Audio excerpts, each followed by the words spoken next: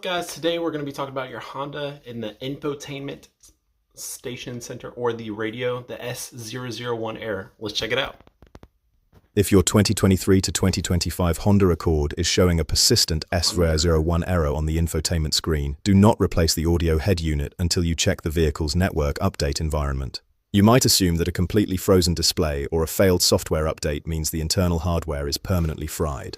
I'm going to explain why replacing that expensive screen is usually the completely wrong move, what is actually interrupting the car's internal computer network, and exactly what it costs to correctly fix this software defect. This issue primarily affects the 11th generation platform, covering the 2023 through 2025 Honda Accord and Accord Hybrid. It covers essentially all available trims, from the base LX and EX all the way up to the Sport, EXL, and Touring editions.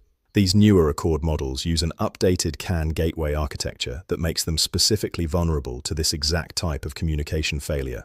Drivers generally notice the problem right after attempting a routine over-the-air software update, often while parked at home or sitting at the dealership for routine service. The main audio screen suddenly locks up entirely, displaying a persistent S001 error code, and the infotainment system either becomes totally unresponsive or gets trapped in an endless startup reboot loop. Owners on Reddit and dedicated Accord forums frequently describe taking their car in for a simple oil change, only to leave with a completely frozen screen and no navigation. Beyond losing Apple CarPlay or Android Auto, this screen failure also takes down safety-related audio alerts, meaning you could completely lose your parking sensor warning beeps. Some drivers also report coming out to their garage the next morning to find a completely dead 12-volt battery.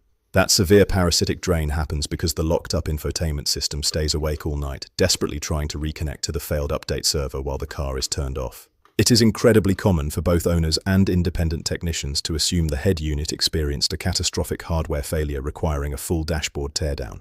However, according to Honda Tech Line Summary, the true root cause is entirely environmental. It comes down to a security certificate mismatch between the vehicle's audio unit or CAN gateway and Honda's official update servers. The problem originates from the network security settings on modern dealership guest networks or heavily protected home Wi-Fi setups. When the Accord attempts to download a large over-the-air software packet, the local network's high-security firewalls or encryption protocols unexpectedly flag the transfer and cut the session. When that connection is severed mid-download, the vehicle's central computer immediately logs diagnostic trouble code B2B0592.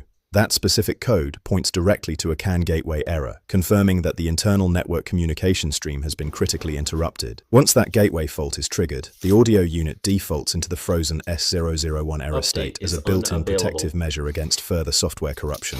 Fixing this issue requires stabilizing the network environment before anyone orders replacement parts. Honda's official guidance directs technicians to move the vehicle out of range of the dealership's restricted guest Wi-Fi.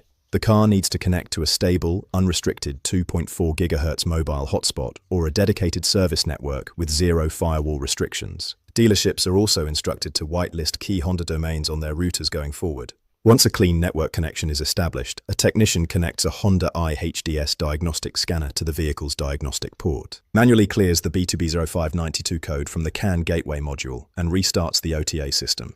If the S001 screen remains frozen after the codes are cleared, the mechanic bypasses the Wi-Fi hardware entirely by forcing a manual software recovery, using a formatted USB flash drive loaded with the correct recovery firmware.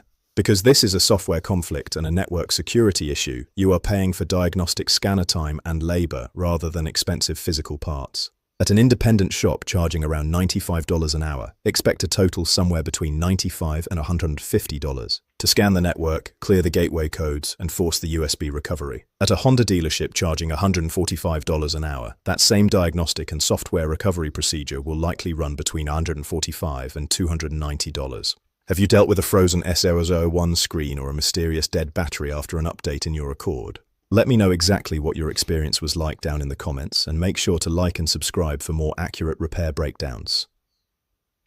I do not have Instagram or Twitter.